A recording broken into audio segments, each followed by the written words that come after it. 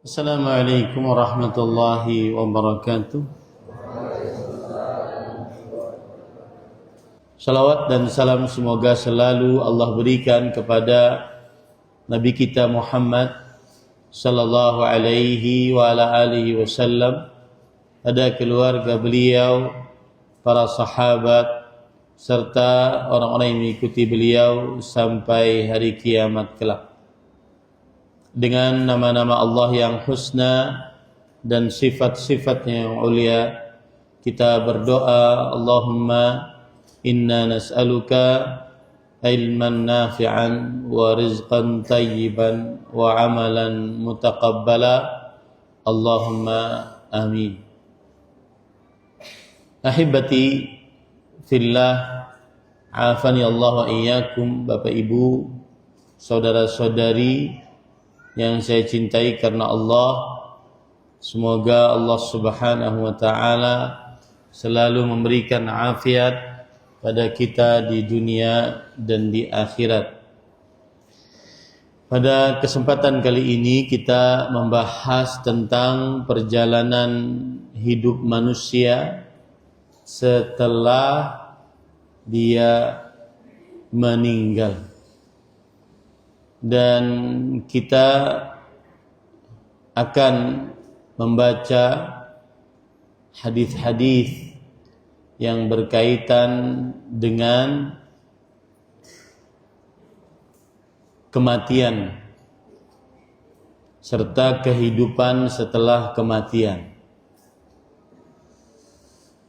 Sebelumnya saya ingin mengingatkan bahwa bagi seorang muslim mengingat kematian adalah ibadah.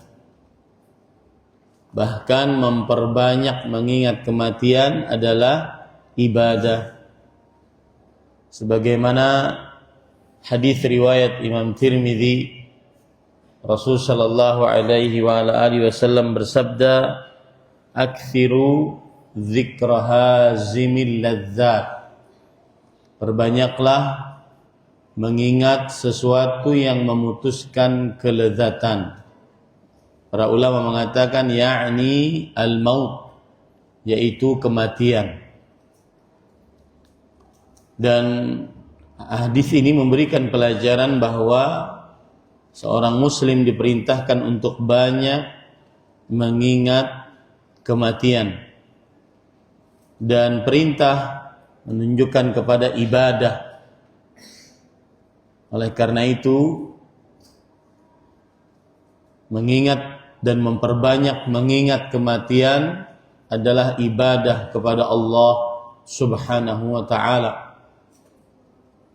Di dalam hadis yang lain, riwayat Imam Ibnu Majah dari Abdullah bin Umar radhiyallahu anhuma, Nabi Muhammad sallallahu alaihi wasallam ditanya oleh seorang lelaki dari kaum Ansar, "Ya Rasulullah, ayyul mu'minina afdal?"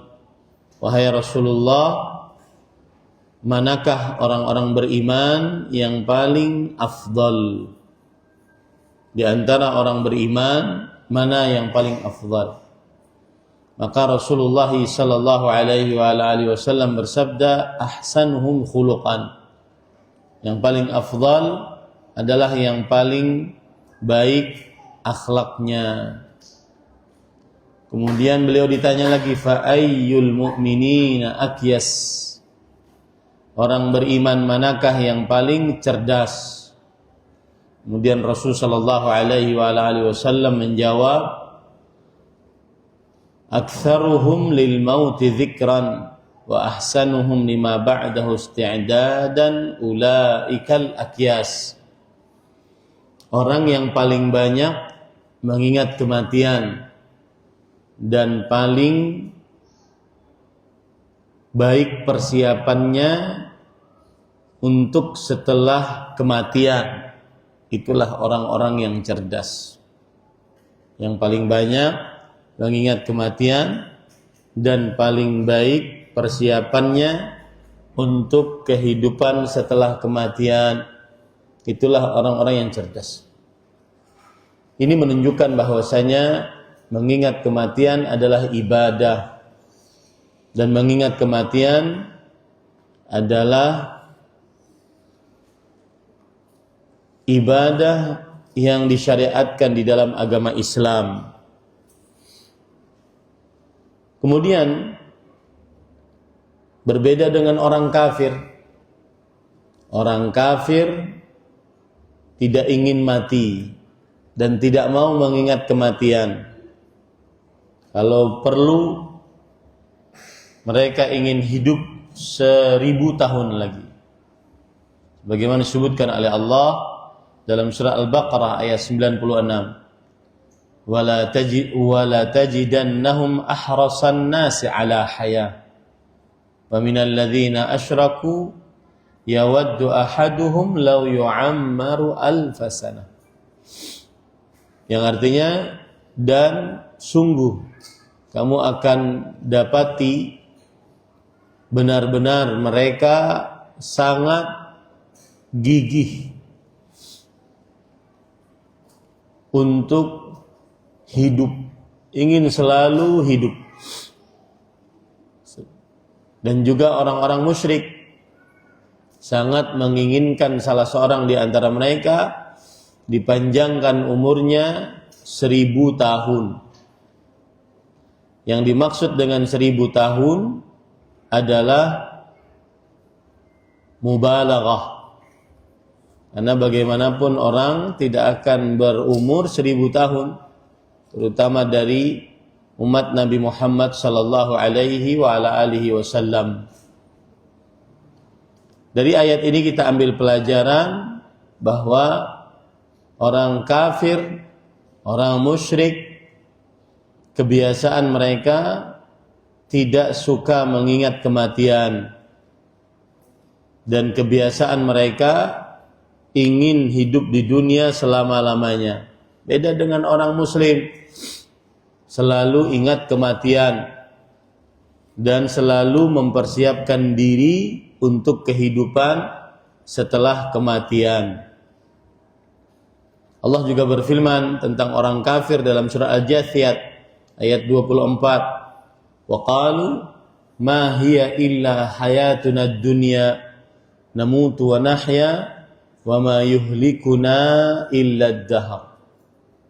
Mereka berkata, tidak ada kehidupan kecuali kehidupan dunia.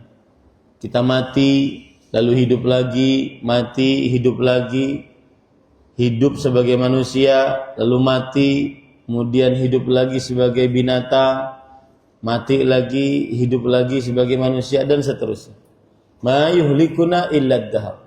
Tidak ada yang membinasakan kita kecuali masa. Wa ma lahum bidzalika min ilm inhum illa yadhunnun. Mereka tidak memiliki ilmu, yang mereka miliki hanya prasangka-prasangka saja. Nah, inilah perspektif sudut pandang orang kafir terhadap kematian. Mereka takut kematian, tidak mau mengingat kematian, ingin selalu hidup panjang. Bagi mereka setelah kematian akan hidup lagi. Itu perspektif orang kafir. Adapun perspektif orang muslim, diperintahkan untuk selalu mengingat kematian dan diperintahkan untuk persiapan untuk kehidupan setelah kematian. Ini poin yang harus dipahami baik-baik. Baik. Apa itu kematian? Secara bahasa, kematian adalah as-sukun, kullu ma sakana fahuwa mat. Diam. Setiap yang diam berarti dia mati. Makanya orang muslim tidak boleh diam, selalu bergerak untuk beramal ibadah. Allah berfirman, fa idza faraghta fansab. Jika engkau telah selesai melaksanakan suatu perbuatan, bangun lagi untuk mengerjakan perbuatan yang lain. La rahata lil mu'min qabla liqa'i rabbih. Tidak ada kata istirahat bagi orang beriman dengan sebenar-benar istirahat sebelum bertemu dengan Allah Subhanahu wa taala. Selalu bergerak. Apalagi para pemuda, kalau cuma diam, maka para ulama mengatakan fakabbir arba'an li wafati. Lebih baik disolati jenazah saja orang yang cuma diam. Bertakbir 4 kali takbir. Karena dia diam. Setiap yang diam itu mati. Orang muslim tidak bergerak untuk memperbanyak amal ibadahnya. Adapun kematian secara istilah syariat disebutkan oleh para ulama rahimahumullahu taala, di antaranya oleh Imam Al-Qurtubi rahimahullah dalam kitab beliau At-Tadhkirah bi Ahwalil Mauta wa Umuril Akhirah. Inqita'u ta'alluqir ruhi bil badan wa mufaraqatuhu wa haylulatun bainahuma wa tabaddulu hal wa intiqalun min darin ila dar. Kematian adalah terputusnya keterikatan ruh dengan tubuh. Terputusnya keterikatan ruh dengan tubuh. Kemudian berpisahnya antara ruh dengan tubuh. Dan berpindahnya dari kehidupan dunia ke kehidupan akhirat. Itulah kematian. Kematian berpindah dari kehidupan dunia ke kehidupan akhirat. Sebagaimana perkataan Ali bin Abi Thalib radhiyallahu anhu, menantu Rasul sallallahu alaihi wasallam. Beliau mengatakan, Inna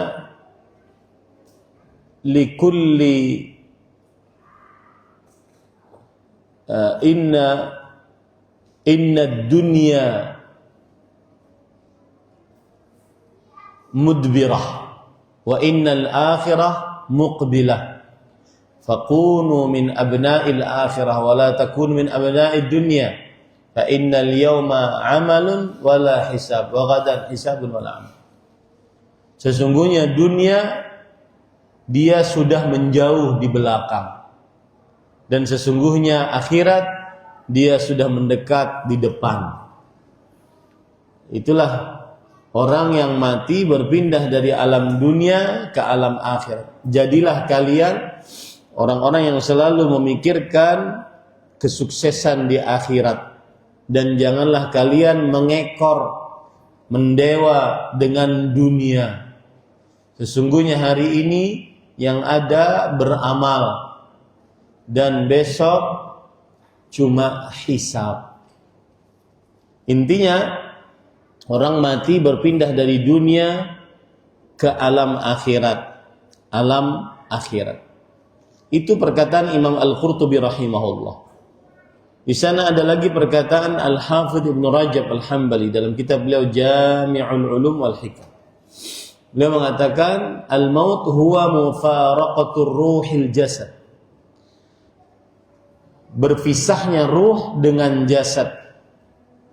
Wala yahsulu dzalika illa bi alamin 'azimin jiddan.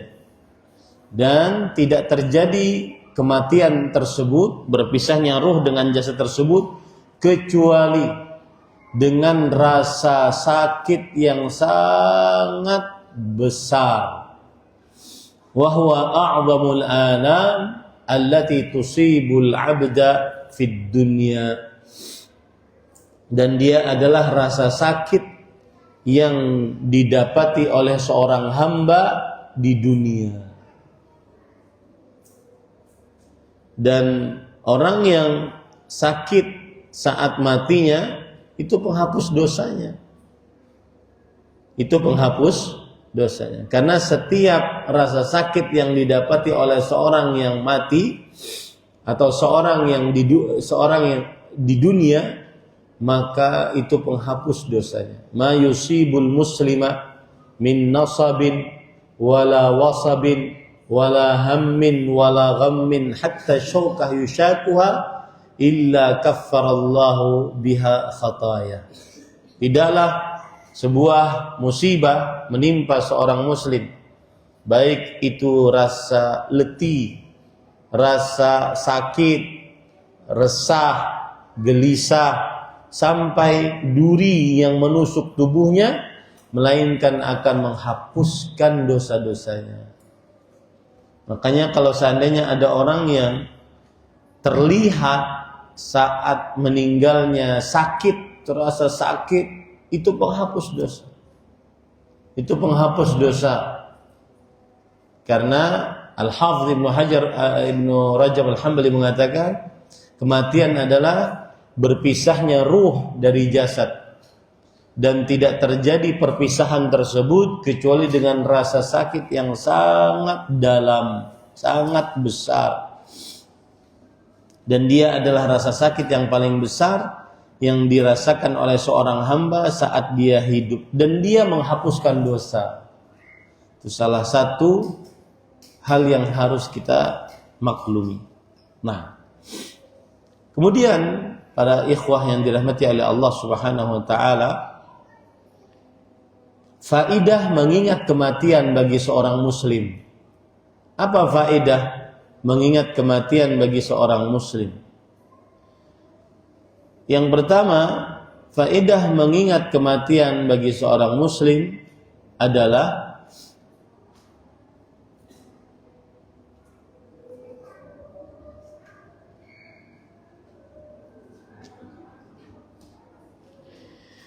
mempercepat taubat. Yang kedua, selalu puas dengan pemberian Allah di dunia, walau kurang dari cukup. Yang ketiga, menyemangati untuk beramal. Yang keempat, melembutkan hati.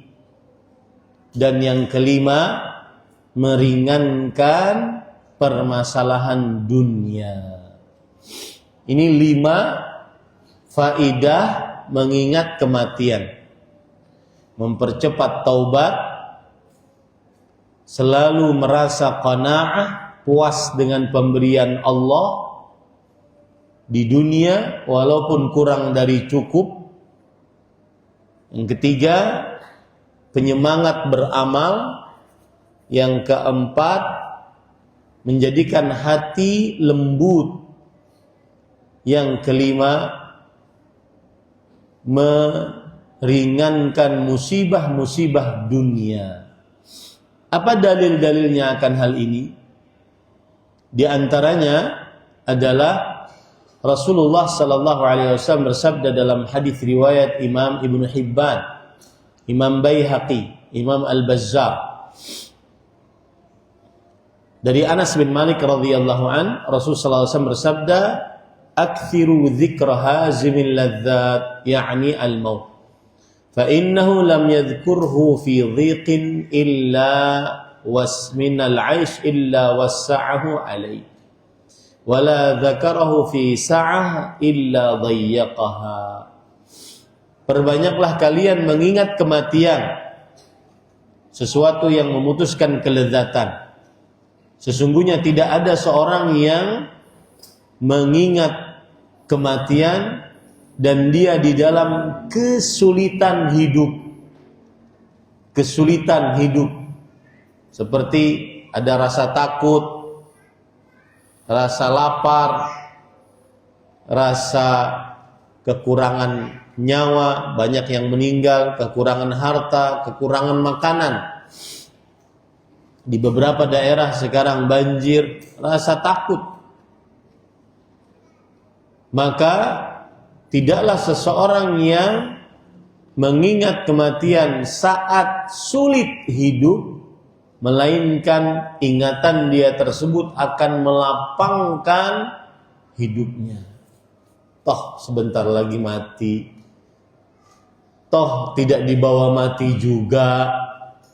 Permasalahan-permasalahan yang menyulitkan hidup, jika diingatkan dengan kematian, akan melapangkan dadanya. Ini yang kita sebutkan tadi. Meringankan musibah. Dan wala dzakarahu fi illa dhayyaqha. Dan tidaklah orang mengingat kematian saat dia lapang, nyaman, sehat, kecuali ingatan kematian tersebut akan menyempitkan perasaannya, mengingatkan selalu untuk kehidupan akhirat, mengingatkan bahwa di dunia bukan tujuan utama, kita hanya orang asing di dunia ini, kita hanya pengembara di dunia ini, bukan alamat tujuan. Dunia ini bukan alamat tujuan, alamat sementara saja. Sehingga ya, mengingatkan orang yang terlalu bermewah-mewah hidupnya, kadang-kadang saking mewahnya celana dalamnya sampai 500 juta. Satu waper begini harganya 5 juta atau 500.000 misalnya, setengah juta. Beli kasur yang sangat empuk, kalau tidur di atasnya kelelep, saking empuknya, terlalu berlebih-lebihan. Bangun rumah ribuan hektar rumahnya, kolam renang 10, padahal dia cuma berempat, keluarga berencana. Ya, terlalu berlebih-lebihan. Orang-orang seperti ini diingatkan kematian agar dia fokus untuk kehidupan setelah kematian, agar hatinya kembali lembut. Ya. Begitu juga ada perkataan menarik dari seorang ulama besar yang bernama Abu Ali Ad-Daqqaq. Ini ulama Islam abad ke-5 Hijriah. Nama beliau Al-Hasan bin Ali bin Muhammad, ulama Islam abad ke-5 Hijriah.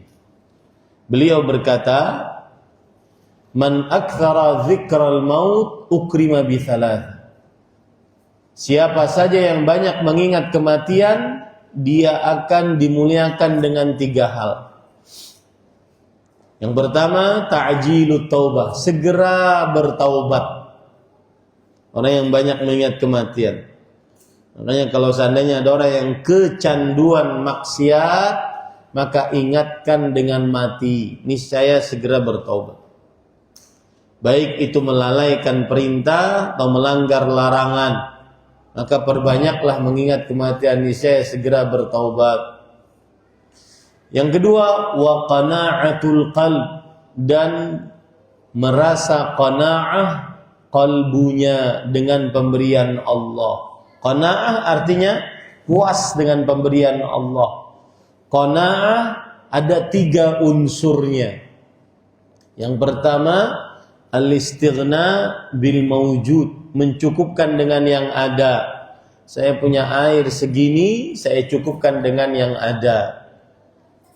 Kemudian yang kedua, wa adamut tafaqud bil mafqud, tidak mencari yang tidak ada.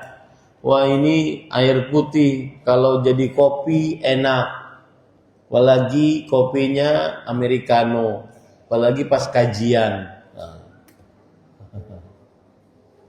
Ya, air putih cukup, tidak mencari yang tidak ada. Kemudian yang ketiga, mencukupkan dengan yang ada walaupun kurang dari yang diperlukan. Itu tadi ya. Yang pertama, al-istighna bil mawjud, mencukupkan dengan yang ada walaupun kurang dari mencukupkan dengan yang ada. Yang kedua adalah tidak mencari yang tidak ada. Misalkan saat makan sudah ada nasi, ada sudah kerupuk, ada sudah lauknya ayam atau telur atau daging, ya. Tapi dia mencari yang tidak ada. Ini nek ada sambal penak gitu. Mencari yang tidak ada. Yang ketiga, ar-ridha bima qasamallah, walau duna kifayah. Rela dengan pemberian Allah walaupun kurang dari cukup.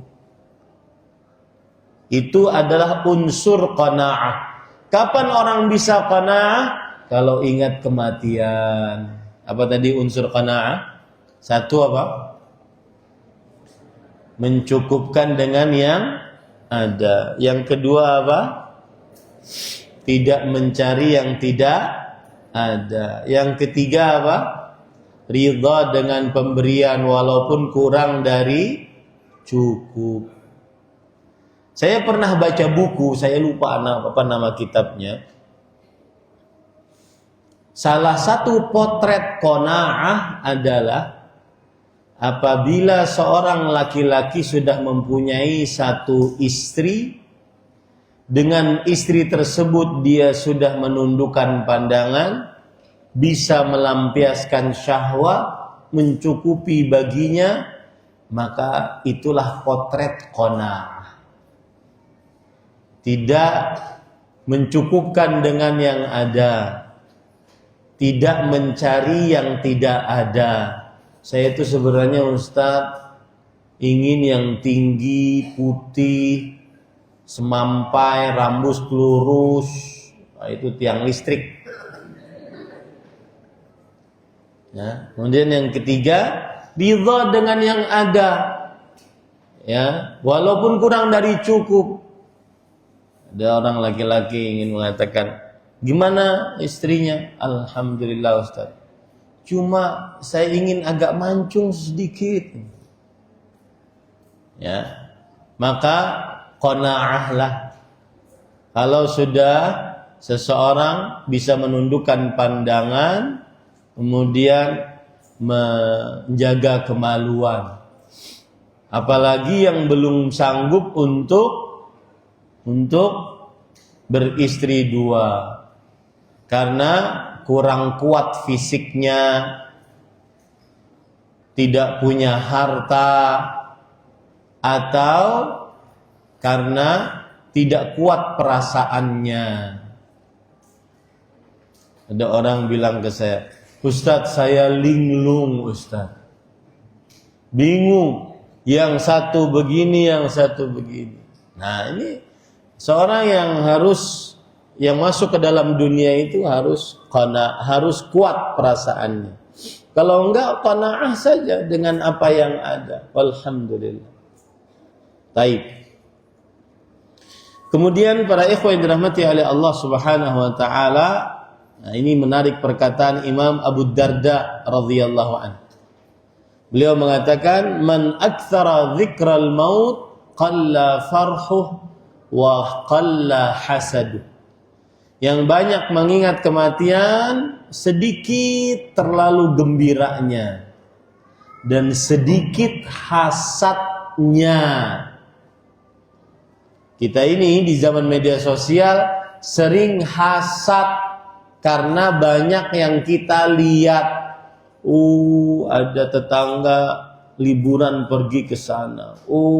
Ada kawan satu kelas SMA sekarang sudah jadi begini.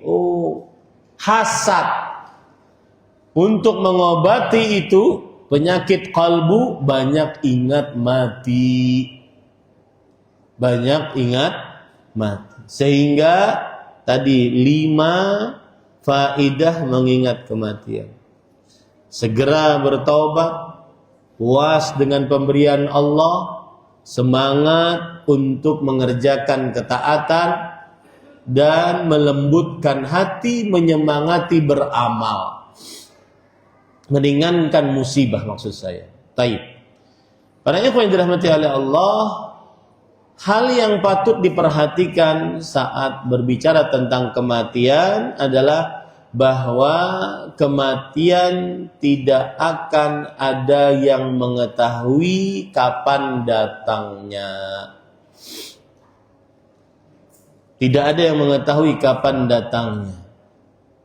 Ya, kematian tidak ada yang mengetahui kapan datangnya. Ini harus kita pahami baik-baik.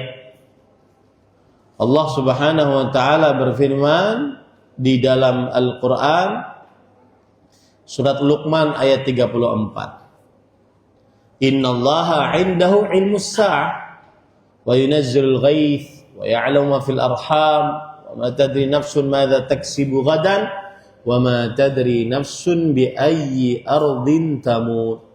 Sesungguhnya Allah di sisinya terdapat ilmu pengetahuan kapan dibangkitkan hari kiamat. 1. Ilmu pengetahuan menurunkan hujan. 2. Allah mengetahui apa yang ada di dalam rahim. 3. Nanti hidup atau tidak janin tersebut, keluarnya laki-laki atau perempuan, atau setengah laki-laki setengah perempuan. Ya. Ada nggak setengah laki-laki setengah perempuan? Ada. Khunsa namanya. Saya pernah ditanya oleh seorang, Ustadz, saya punya kelamin 2, laki-laki dan perempuan. Saya ini laki atau perempuan? Maka saya tanya, gen antum kemana?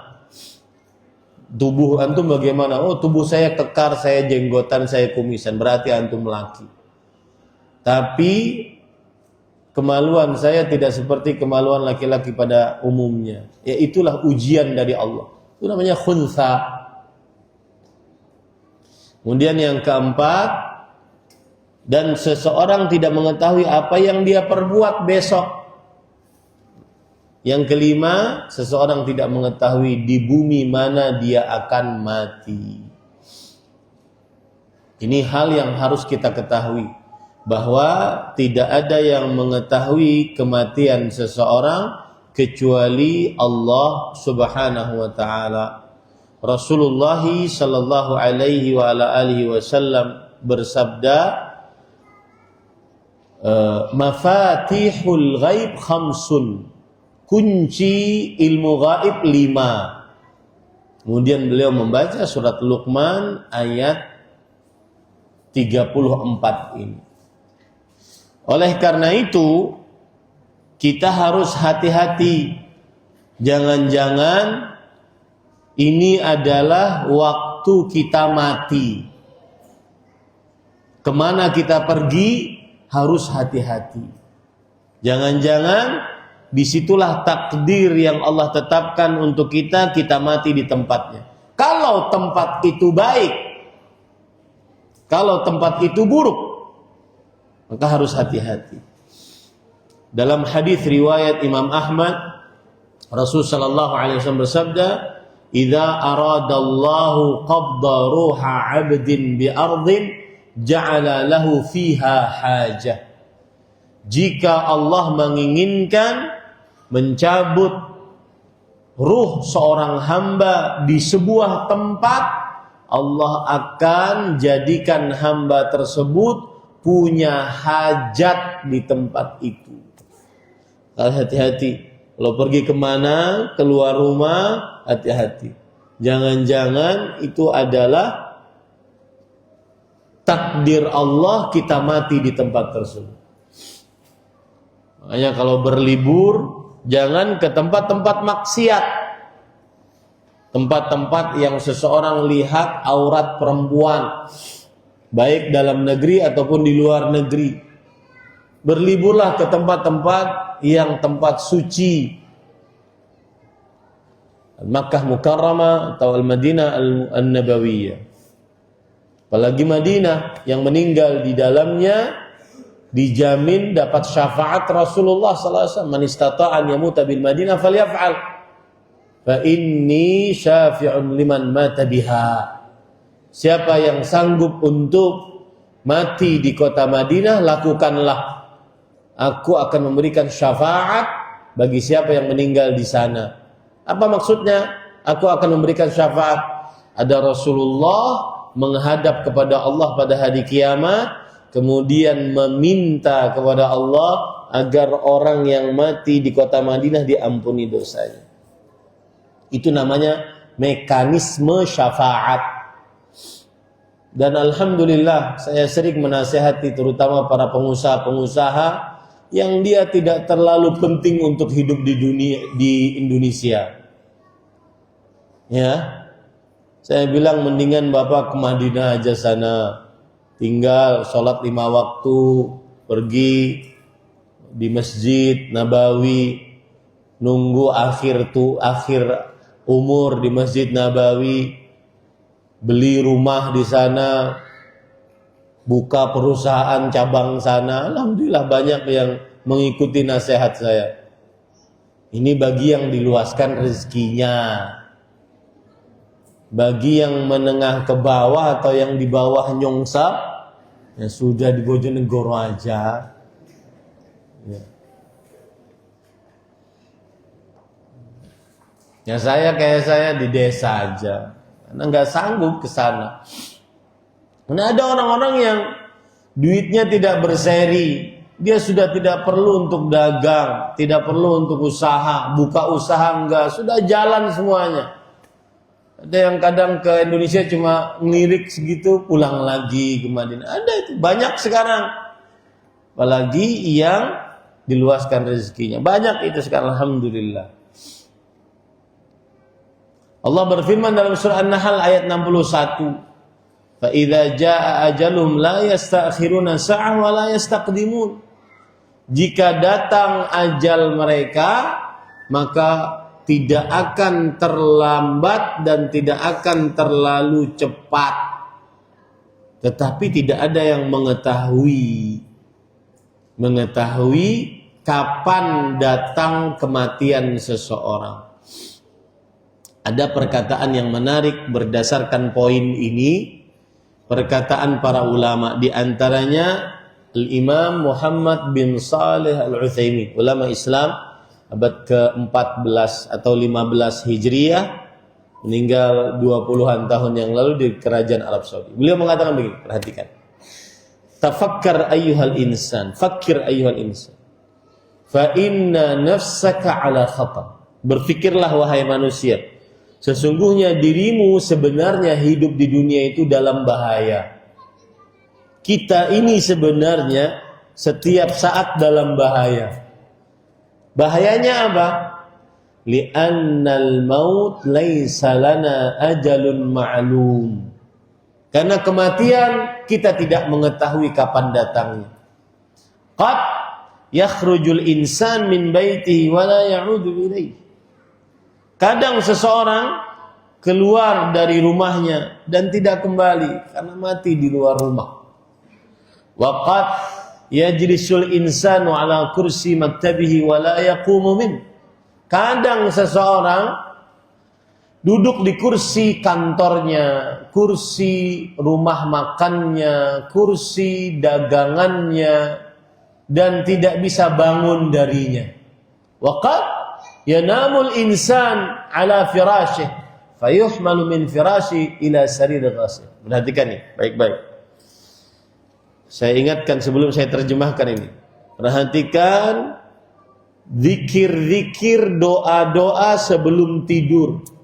Coba antum cari zikir-zikir, doa-doa yang sahih sebelum tidur. Itu semua zikir-zikir dan doa-doa yang berkaitan dengan tauhid. Sebabnya kenapa? Karena kita tidak tahu kita ini bisa bangun lagi saat tidur atau tidak. Karena orang tidur itu adalah kematian kecil. Allah cabut ruh nyawa orang tidur. Kalau Allah ingin kembalikan, Allah akan kembalikan dia ruhnya. Kalau tidak, maka mati dia. Itu Allah sebutkan di dalam Al-Quran. Allahu yatawaffal anfusa hina mautiha wallati lam tamut fi manamiha fayumsikul lati qada 'alaiha. Yang artinya Allah memegang jiwa, nyawa, ruh seseorang ketika matinya. Ketika matinya itu maksudnya ketika tidurnya. Allah menyebut tidur sebagai kematian. Hina mautiha wallati lam tamut fi manamiha, dan memegang jiwa orang yang belum mati di dalam tidurnya.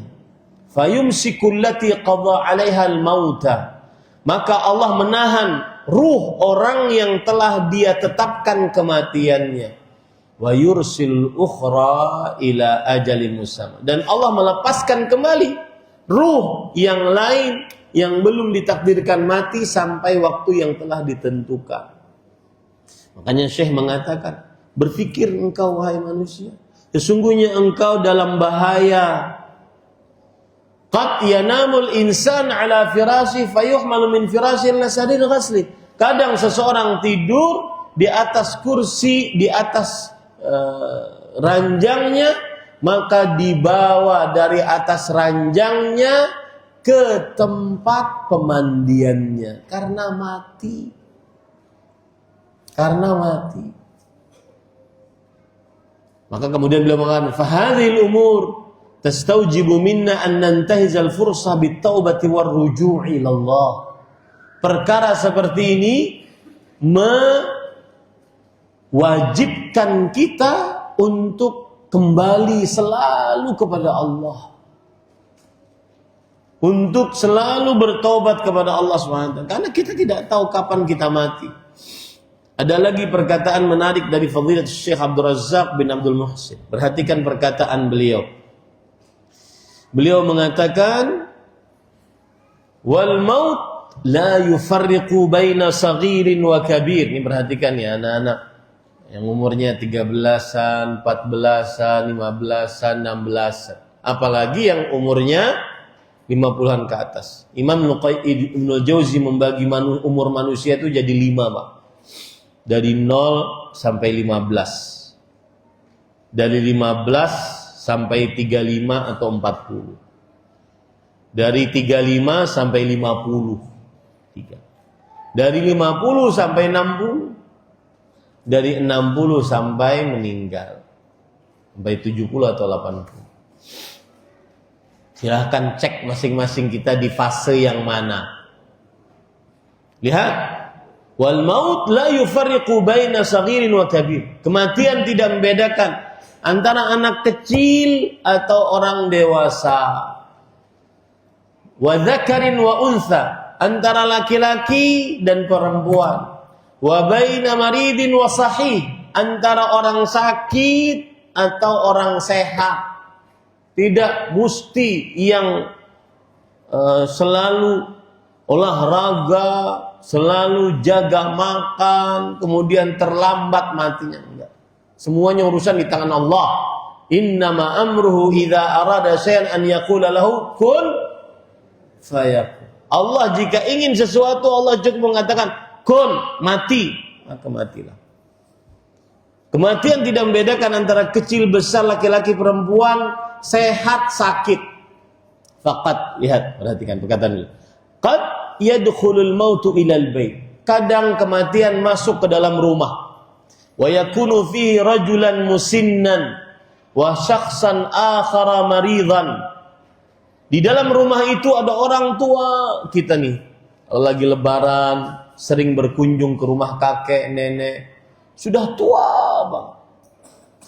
Sudah tua, habis itu nggak bisa berdiri, cuma rebahan saja. Coba jujur, apa yang ada di dalam hati kita waktu itu? Wah, sebentar lagi nih. Hah? Ternyata apa? Fayakhudhu man minal baiti asahha man fi.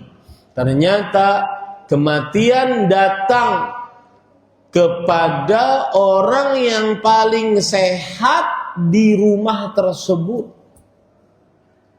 Fala yumayyizul maut baina saghirin wa kabir. Kematian tidak membedakan antara yang kecil atau yang besar. Wala ilma li ahadin binahayatihi wala bi ajali. Seseorang tidak ada yang mengetahui kapan akhir hidupnya, kapan ajalnya datang. Fal ilmu bil mauti amrun mughayyabun la ya'lamu illa Allah azza wa jalla. Maka perkara kematian, perkara yang gaib, tidak ada yang mengetahuinya kecuali Allah Subhanahu wa taala. Coba lihat. Kemudian beliau mengatakan, Walihada qad yuqarriru ba'dul atibba an shakhsin maridin ishtadda maraduh bi annahu qad qarabat maniyatuhu wa dana ajaluh fayaktubullah azza wa jalla lil maridi hayatan walit tabibi mautan. Kadang sebagian dokter menetapkan ini fulan mati sebentar lagi, kankernya sudah stadium sekian, tidak ada lagi kesempatan dia untuk hidup, paling cuma beberapa hari, beberapa jam. Ternyata Allah 50.000 tahun sudah menciptakan langit dan bumi, menetapkan si dokter tersebut mati duluan sebelum yang kena penyakit kanker. Kata dokter kepada seorang pasien, besok siang kita operasi. Besok pagi sebelum siang dokternya mati sebelum pasiennya. Tujuannya kita mengetahui ini apa? Hati-hati. Jangan bermudah-mudah bermaksiat, melalaikan perintah, melanggar larangan. Karena kematian kita tidak ada yang mengetahuinya. Jangan bermudah-mudah kaki ini dijalankan kemana-kemana. Jalan yang pasti-pasti saja yang diridhoi oleh Allah. Karena kita tidak tahu, jangan-jangan itu adalah tempat mati kita. Ini para ikhwan yang dirahmati oleh Allah yang berkaitan dengan kematian. Kemudian yang berkaitan dengan kematian juga adalah semua dari manusia pasti mati. Tidak ada yang tidak mati. Rasulullah berfirman dalam surat Ali Imran ayat 185. Kullu nafsin dha'iqatul maut. Setiap yang bernyawa akan merasakan kematian. Kullu adalah a'ammu siyaghin dalla 'alal umum. Dia adalah huruf yang menunjukkan kepada keumuman yang paling umum. Kullu. Tidak ada seorang pun yang bernyawa kecuali akan merasakan kematian. Makanya Rasulullah SAW bersabda, kullu bid'atin dhalalah. Setiap yang bid'ah sesat. Ini adalah kata atau huruf yang menunjukkan keumuman yang paling umum, tidak ada batasan. Setiap yang bernyawa pasti merasakan kematian. Sampai Nabi Isa yang diangkat, Nabi Idris yang diangkat, semuanya merasakan kematian. Tidak ada yang tidak mati. Yang bernyawa pasti mati. Kecuali Allah Subhanahu wa ta'ala. Fa in wa tawakkal 'alal hayyil ladzi la yamut. Bersandarlah kepada Allah, kepada yang maha hidup, tidak pernah mati. Selain Allah pasti mati. Ya, ini harus kita pahami baik-baik. Taib. Poin yang ketiga yang berkaitan dengan kematian.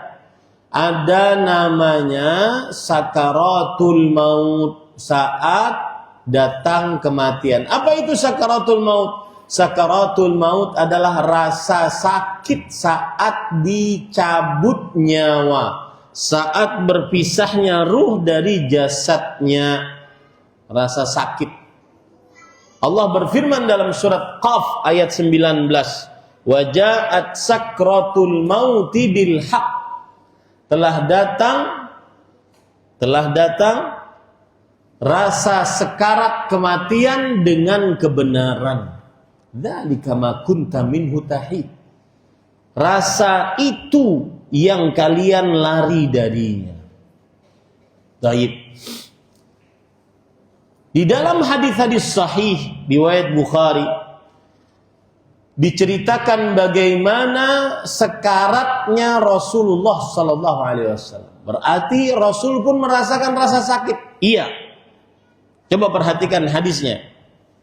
Dalam hadis yang diriwayatkan dari Aisyah radhiyallahu anha, Rasul sallallahu alaihi wasallam dalam keadaan sakit keras, yang di sakit tersebut beliau akhirnya meninggal. Beliau di pangkuan Aisyah. Kepala beliau di pangkuan Aisyah. Kemudian beliau di sampingnya ada semacam ember yang terisi air. Kemudian beliau meletakkan kedua tangannya ke ember tersebut. Lalu beliau usapkan wajahnya. Kemudian beliau berkata dalam keadaan demikian, La ilaha illallah, inna lil mauti sakarat. Tidak ada ilah yang berhak diibadahi selain Allah. Sesungguhnya kematian memiliki rasa sakit. Inna lil mauti sakarat. Kemudian Aisyah radhiyallahu anha yang benar-benar saksi hidup melihat wafatnya Rasulullah karena Rasul sallallahu alaihi wasallam tidur di pangkuan beliau. Aisyah bercerita, hadis riwayat Imam Tirmidzi, "Ma aghbitu ahadan bihauni mautin ba'da alladhi ra'aitu min shiddati mauti Rasulillah sallallahu alaihi wasallam." Aku tidak pernah iri kepada seorang pun dengan ringannya kematian setelah apa yang aku lihat dari sulitnya kematian Rasulullah sallallahu alaihi wasallam. Sulit yang dimaksud adalah rasa sakit saat kematian.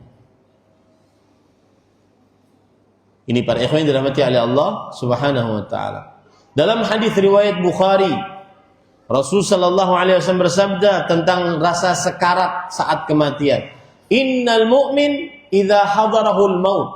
Sesungguhnya orang yang beriman apabila sudah dihadiri oleh kematian, busyira biridwanillah wa karamati. Falaysa syai'un ahabba ilaihi mimma amamahu fa ahabba liqa Allah wa ahabba liqa'ah. Maka dia akan diberikan kabar gembira dengan keridhaan dan karunia Allah. Tidak ada sesuatu yang paling dia sukai saat itu kecuali apa yang ada di hadapannya. Makanya Anda lihat kadang-kadang orang beriman kalau mau meninggal dia ada yang tersenyum, dia ada yang ingin mengambil sesuatu, dia wajahnya sumringah. Karena dia beriman. Dan itu saat sekarat. Maka dia menyukai untuk bertemu dengan Allah dan Allah pun menyukai bertemu dengannya. Baik. Sekarang saya akan sebutkan perkataan para ulama salaf bagaimana mereka menceritakan tentang rasa sakit saat kematian yang disebut dengan sakaratul maut. Berkata Umar bin Khattab radhiyallahu anhu, manusia terbaik kedua setelah para rasul, para nabi, Abu Bakar kemudian Umar. Kepada Ka'ab bin Malik, akhbirni 'anil maut. Wahai Ka'ab, beritahukan kepadaku tentang kematian. Kemudian Ka'ab bin Malik berkata, ya Amiral Mu'minin, wahai pemimpin orang beriman, wahai Umar bin Khattab, huwa mathalu syajaratin kathirati syauq fi jawfi ahadib. Dia seperti pohon yang banyak durinya dimasukkan ke dalam mulut seorang manusia. Banyak batang pohon yang banyak durinya dimasukkan ke dalam mulut seseorang manusia. Falaysa minhu irqun wala mafsirun illa. Tidak ada urat, otot kecuali putus dan pecah. Fahuwa yu'alijuha yanzi'uha. Maka batang pohon tersebut kadang dimasukkan, kadang dilepaskan, dimasukkan, dilepaskan. Begitu rasa sakit saat kematian. Umar bin Khattab mendengar ini, fabaka Umar. Seorang yang setegas Umar bin Khattab, sekuat Umar bin Khattab imannya, menangis mendengar kisah dari Ka'ab bin Malik tentang rasa sakit saat kematian. Lihat lagi di dalam kitab Fathul Bari, Amr ibn As, seorang sahabat Rasul sallallahu alaihi wasallam. Beliau ditanya oleh anaknya Abdullah bin Amr ibn As. Ya abati, sifli al-maut. Waktu itu Amr bin As dalam keadaan sakit sekarat. Wahai bapakku, sifati kepadaku bagaimana kematian. Maka Amr bin As mengatakan, wallahi la ka'anna jambayya fi takht wa la ka'anni atanaffasu min sammi ibrah. Sungguh seakan-akan badanku dimasukkan ke dalam lubang yang sempit, seakan-akan aku benar-benar bernafas dari lubang jarum. Wahai orang-orang yang masih hidup dengan nafas yang dalam, bernafaslah dengan dalam, gunakan nafasmu untuk ketaatan kepada Allah sebelum engkau bernafas dari lubang jarum. Wa ka'anna ghusna syaukin yujarru bihi min qadami ila hamati. Seakan-akan pohon ranting berduri dipukulkan di tubuhku dari mulai kedua telapak kakiku sampai kepalaku. Itulah rasa sakit kematian, rasa sakit saat kematian. Lihat lagi Shaddad ibn Aus radhiyallahu anhu. Beliau mengatakan, al-maut afdha'u haulin minad dunya wal akhirah 'alal mu'min. Kematian keadaan paling menyeramkan bagi orang beriman di dunia dan di akhirat. Wa huwa ashaddu min nasrin bil manashir. Kematian rasa sekaratnya lebih dahsyat daripada digergaji. Wa qardin bil maqarir, lebih dahsyat daripada digunting-gunting. Wa ghalyin fil qudur, lebih dahsyat daripada dimasak di dalam panci. Walau annal mayyita nusyir fa akhbara ahla dunya bil maut man tafa'u bi'ais wa la ladzu bin naum.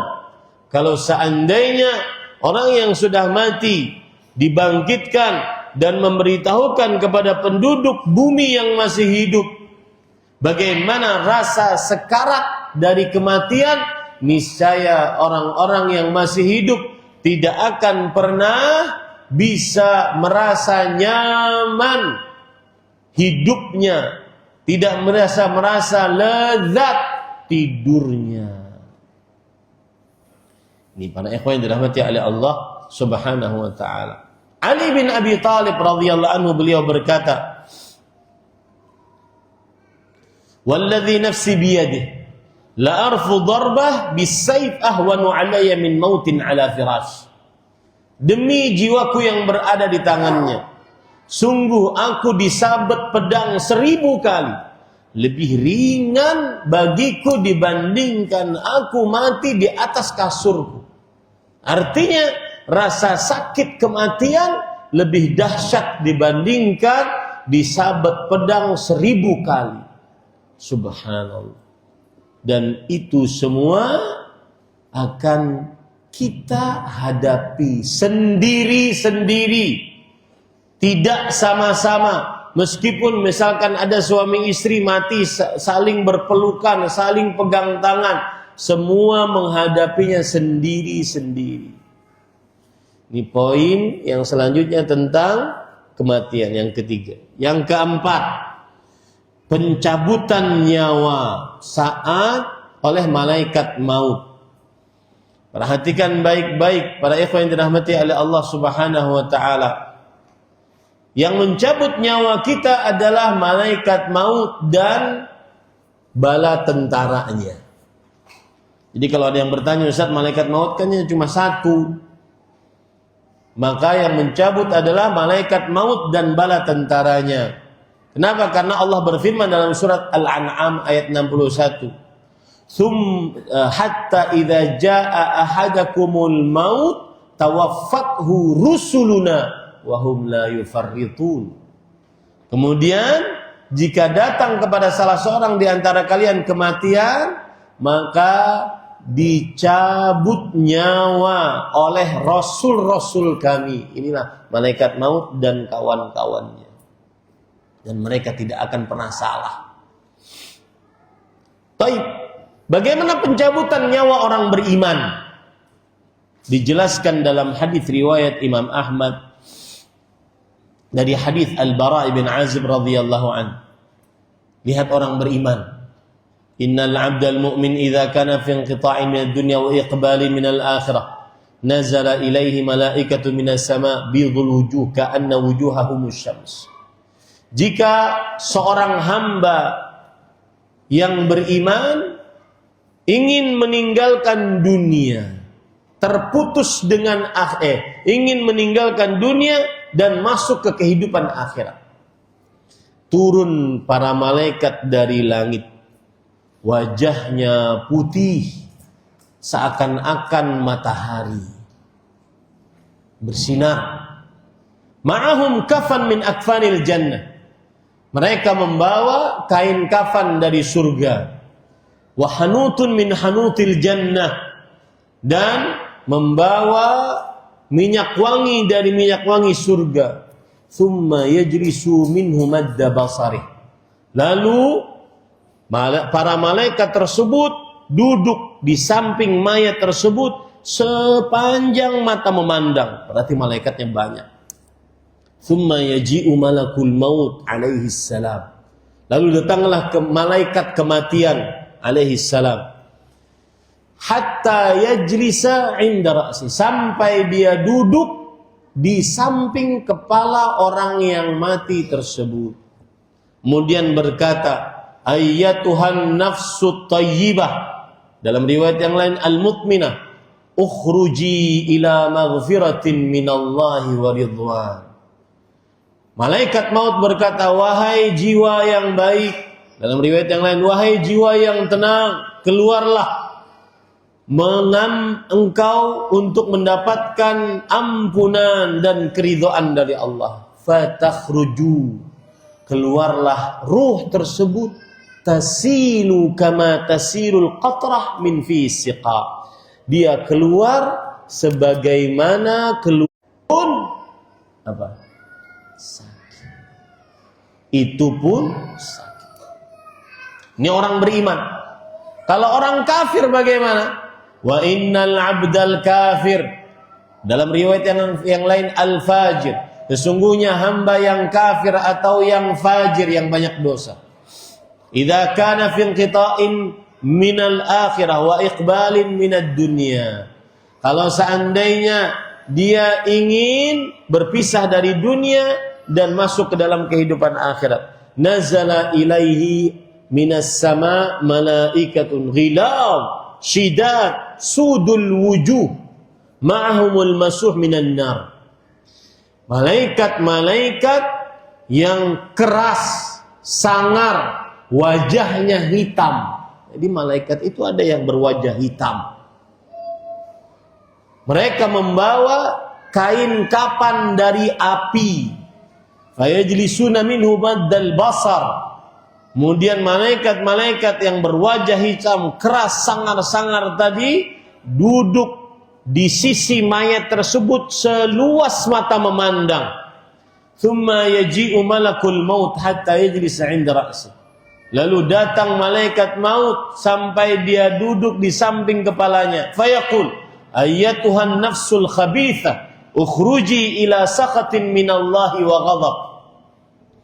Kemudian malaikat maut tersebut berkata, wahai jiwa yang buruk, keluarlah engkau untuk mendapatkan kemurkaan dan amarah dari Allah Subhanahu wa taala.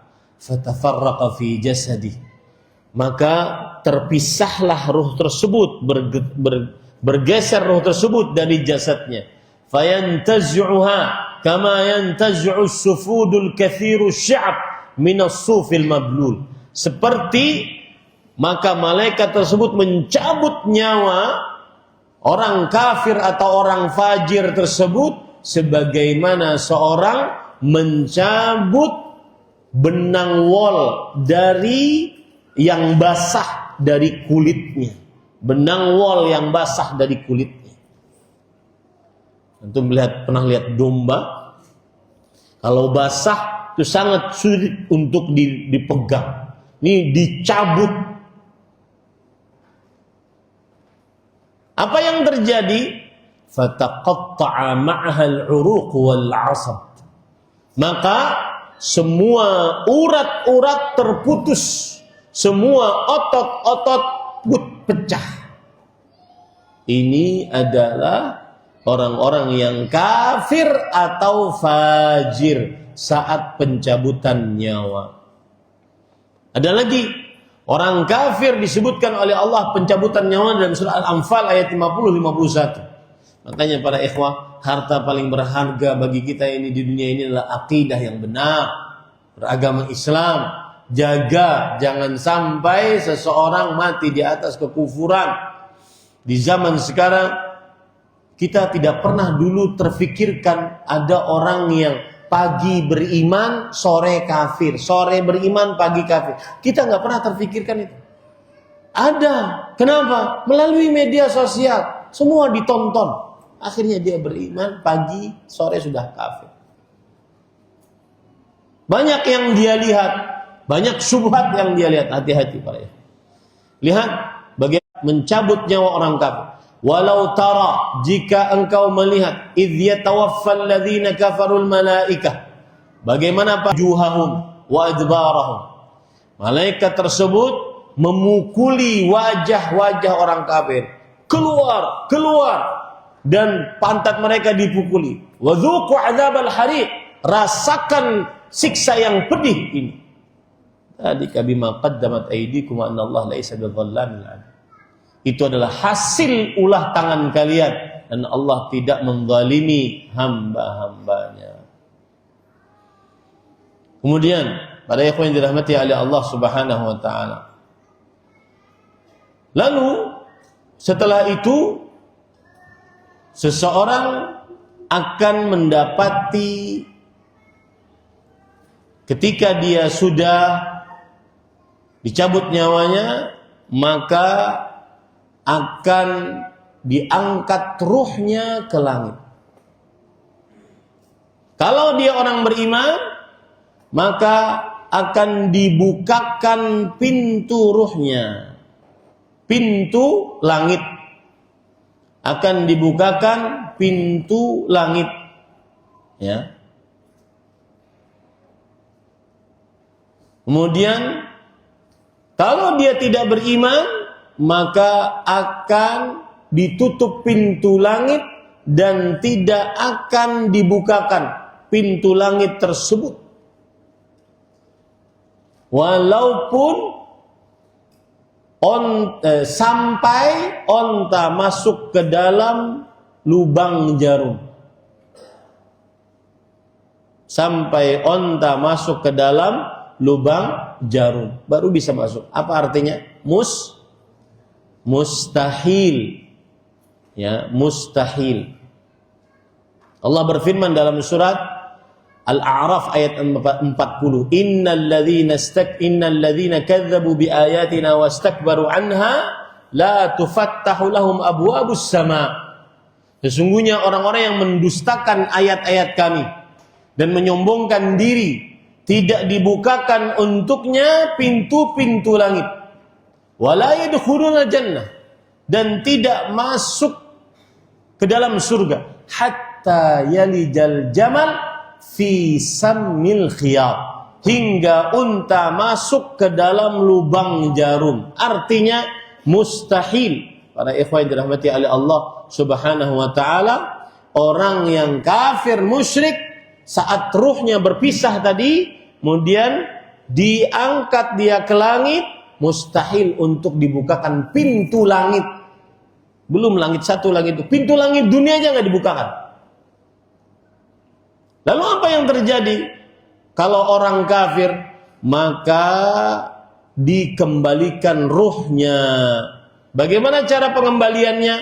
Perhatikan, Allah berfirman, "Wa man yusyrik billah faka'annama kharra minas sama' fatakhtafuhu at-tayr aw tahwi bihi ar-rih fi makanin sa'id." Siapa yang mempersekutukan Allah, maka seolah-olah dia turun, dijatuhkan, dilempar dari langit, disambar oleh burung, diterpa oleh angin ke tempat yang jauh. Hina, dina, tidak ada nilainya. Itu adalah ruhnya orang-orang kafir. Orang-orang yang beriman bagaimana? Para ikhwan yang dirahmati oleh Allah Subhanahu wa taala. Coba perhatikan baik-baik.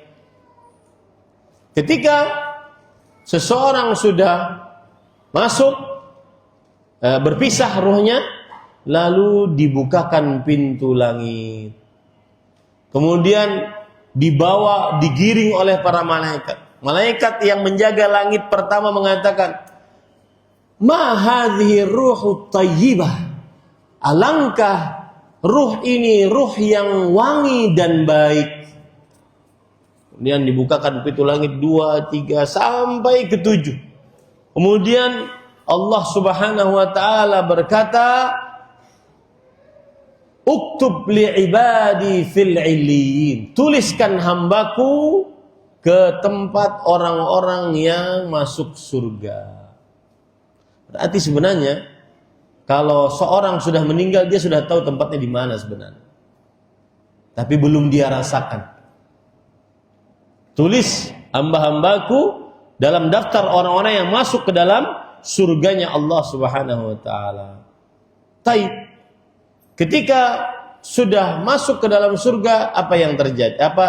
Kemudian kembalikan ruhnya ke dalam jasadnya di alam barzakh, di alam kubur. Begitu juga tadi, sesudah dilempar orang kafir tadi, ruhnya kembalikan jasadnya ke dalam kubur. Taib. Kalau sudah kembali jasadnya, kalau orang yang mukmin, fayatihi malakan syadidal intihar wa yantahirani wa yujlisani. Datanglah 2 malaikat yang disebut dengan Munkar dan Nakir, mendudukkan orang tersebut dan kemudian bertanya kepada orang tersebut. Inilah yang disebut dengan fitnatul qabr. Man rabbuk? Siapa Rabbmu? Wa ma dinuk? Apa agamamu? Man nabiyuk? Siapa nabimu? Karena dia orang beriman, dia menjawab, Rabbi Allah, Nabi Muhammad, dini al-Islam. Lalu ada suara dari langit, an sadaqa abdi. Hamba tersebut berkata benar. Adapun orang kafir, ketika ditanya, la adri. Apa? Saya enggak tahu. Kemudian ketika ditanya, ma dinuk? La adri. Saya enggak tahu. Kemudian ditanya lagi, fama taqulu fi hadzal rajul alladzi bu'itsa fikum?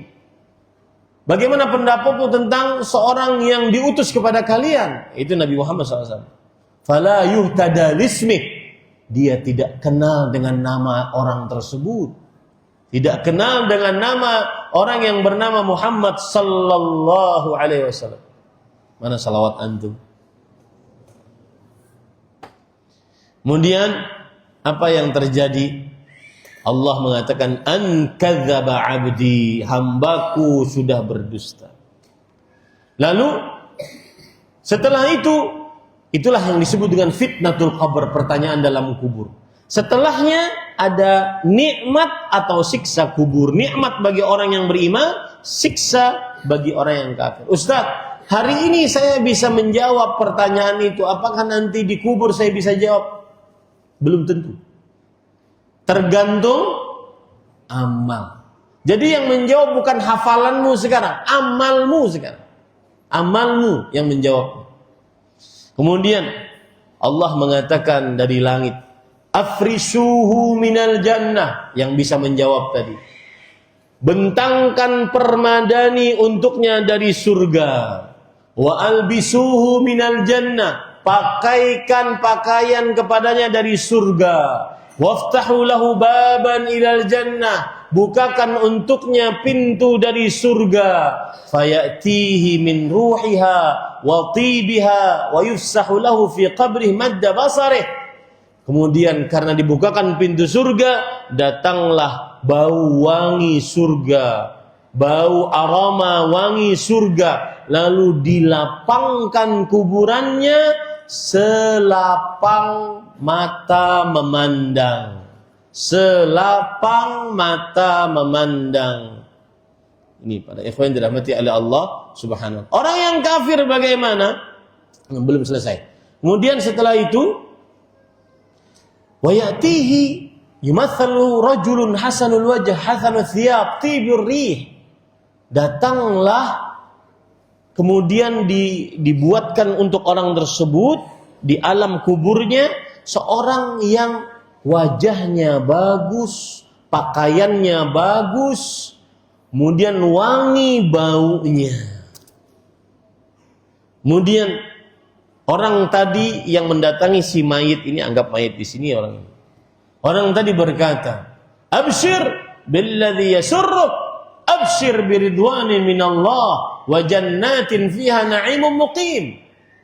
Yang artinya, bergembiralah engkau dengan sesuatu yang membuat engkau senang. Bergembiralah engkau mendapat ridha dari Allah, surga yang di dalamnya kenikmatan yang abadi. Hadza yaumuka alladzi kunta tu'ad. Inilah hari yang engkau dijanjikan padanya. Kita sudah dengar janji-janji itu. Kemudian si mayat menjawab, wa anta fabasyarakallahu bi khair. Semoga engkau juga diberikan kebaikan. Man anta? Siapa engkau? Fawajhuka alwajhu alladhi yaji'u bil khair. Wajahmu wajah orang yang mendatangkan kebaikan. Lalu orang ini berkata, ana amaluka salih, fa wallah ma 'alimtuka illa kunta sari'an fi ta'atillah, bati'an fi ma'siyatillah, fajazakallahu khairan. Aku adalah amal saleh demi Allah. Aku tidak mengenalmu dulu. Di mana, Pak? Di dunia. Kecuali engkau orang yang sangat segera mengerjakan ketaatan dan sangat lambat dalam bermaksiat kepada Allah. Maka Allah membalasmu dengan ganjaran yang lebih baik. Tsumma yuftahu lahu babun minal jannah wa babun minan nar. Lalu dibukakan untuk orang ini pintu dari surga, pintu dari neraka. Lalu ada suara yang berkata, hadza manziluk law asaitallah abdalakallahu bihi hadza. Ini pintu neraka untukmu apabila engkau bermaksiat kepada Allah. Allah gantikan bagimu ini. Fa idza ra'a ma fil jannah. Ketika dia melihat apa yang ada dalam surga, qal rabbi ajil qiyamas sa'ah. Maka orang ini berkata, ya Allah, segerakan hari kiamat agar aku bisa masuk. Karena dia baru lihat saja. Kaima arju ila ahli wa mali. Agar aku bisa berkumpul kepada keluarga-keluargaku. Kemudian malaikat mengatakan, uskun, diam, belum saat. Orang kafir bagaimana? Ketika orang kafir atau fajir, dia tidak bisa menjawab, maka ada suara berseru dari langit, Allah, ankadzab abdi, hambaku berdusta, fa'afrishu lahu minan nar, bentangkan permadani api dari neraka, waftahu lahu baban ilal nar, bukakan pintu neraka untuk menuju ke sana.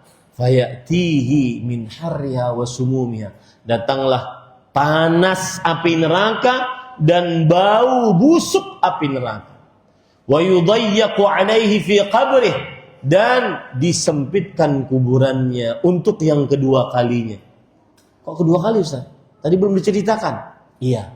Semua orang yang dikubur akan disempitkan kuburannya. Sampai Sa'ad ibn Mu'ad, yang mana malaikat ketika dia mati bergetar arasnya Allah ketika Sa'ad bin Mu'ad meninggal. Saking mulianya Sa'ad bin Mu'ad. Tetapi ketika meninggal, dhammallahu dhammah, Allah menyempitkan kuburannya. Setiap yang meninggal pasti disempitkan kuburannya. Nah, ini yang kedua. Karena dia tidak bisa jawab pertanyaan, Allah menyempitkan kuburannya hatta takhtalifa fihi adla'uh, sampai tulang belulangnya menjadi satu.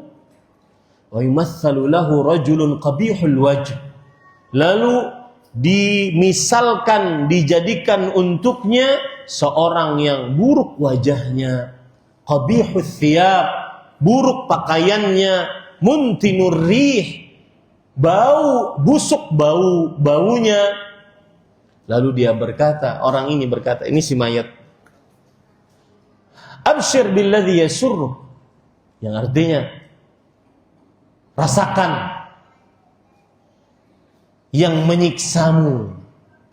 Hadza yaumuka alladhi kunta tu'ad, itu hari yang dulu engkau diancam atasnya, engkau tidak percaya sih. Kemudian si mayat menjawab, wa anta fabasyaraka Allah bisyarr, engkau juga, semoga engkau mendapatkan keburukan, wajahmu buruk, kemudian pakaianmu buruk, baumu busuk. Fawajhuka man anta, kata si mayat mengatakan, siapa engkau? Wajahmu al-wajhu alladhi yaji'u bisyarr, wajahmu mendatangkan keburukan. Orang ini berkata, ana amalukal khabith, aku adalah amal burukmu. Fawallah ma 'alimtuka illa kunta bati'an an ta'atillah sari'an ila ma'siyatillah. Demi Allah, engkau dulu tidak aku kenal kecuali sangat cepat bermaksiat, sangat lambat mengerjakan ketaatan. Fajazakallahu syarr, Allah membalasmu dengan keburukan. Thumma yuqayyidullahu lahu a'ma asam abkam fi yadihi mirzabah law duriba biha jabal kana turaban. Lalu Allah buat orang tersebut bisu, buta, tuli. Ini sudah bentuk manusia paling jelek. Bisu, buta, tuli.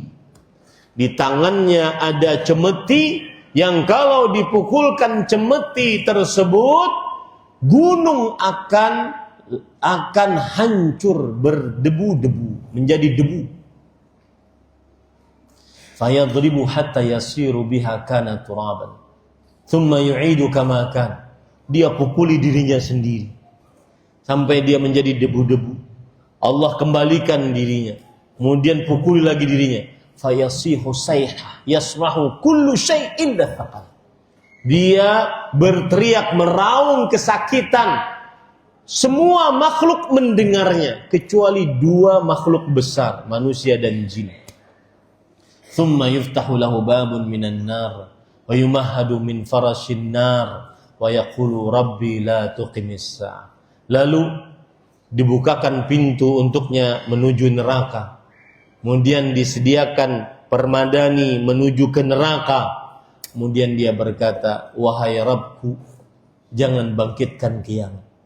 Inilah maksud dari hadis Rasul, innal qabra awwalu manazilin min manazilil akhirah. Kuburan adalah tempat singgah pertama dari tempat-tempat singgah akhirat.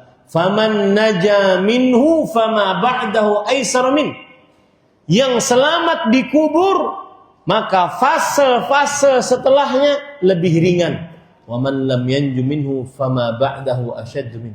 Yang belum selamat dikubur, maka kehidupan setelahnya lebih berat untuknya. Itulah perjalanan setelah kematian. Sebenarnya masih banyak perjalanan lain, yaitu hari kebangkitan, kemudian hari dikumpulkannya padang mahsyar, hari hisab, timbangan, telaga Rasulullah, jalan di atas sirat, jalan di atas qantarah. Jadi ada yang mengatakan sirat, kemudian ada lagi qantarah. Qantarah itu sirat yang kecil. Disitulah nanti semua kezaliman harus selesai, karena setelah sirat hanya ada surga dan neraka. Tidak ada kezaliman sama sekali. Sampai ada kambing yang menanduk kambing lain, lalu kambing lain patah tanduknya, didatangkan dua kambing tersebut sampai diambil kisasnya, diambil kezalimannya. Bagaimana manusia? Itu di qantarah. Selesai, mudah-mudahan bermanfaat. Insyaallah kita bertemu lagi nanti di habis asar, khusus untuk wanita, tetapi laki-laki juga boleh hadir. Kalau seandainya perempuannya di atas nggak cukup, boleh di bawah. Ya. Khusus untuk wanita muslimah, kajian ummahat, tetapi laki-laki juga boleh hadir karena biar menyampaikan kepada keluarga muslimah. Kemudian insyaallah kita lanjutkan nanti habis asar. Wassallallahu nabiyana Muhammad. Mohon maaf tidak ada pertanyaan. Saya mau ketuban biar gantian ya, agar cukup waktunya. Mudah-mudahan bermanfaat. Dan ini pesan bagi para santri, jadi pendakwah tidak boleh kemenyek, harus kuat. Karena kalian akan jalan ke sana, ke sini, ke sana untuk mendakwahkan agama Allah. Harus kuat, tidak boleh sering sakit. Mu'ad, jangan sering sakit apalagi ngantuk. Pokoknya yang saya paling ingat Ma'had Ibnu Abbas, Mu'ad. Kenapa? Ngantuk. Tapi insya Allah setelah ini enggak ngantuk. Baik, demikian subhanakallah bihamdik asyhadu an la ilaha illa anta astaghfiruka wa atubu ilaik. Sallallahu nabiyana Muhammad walhamdulillahirabbil alamin. Wassalamualaikum warahmatullahi wabarakatuh.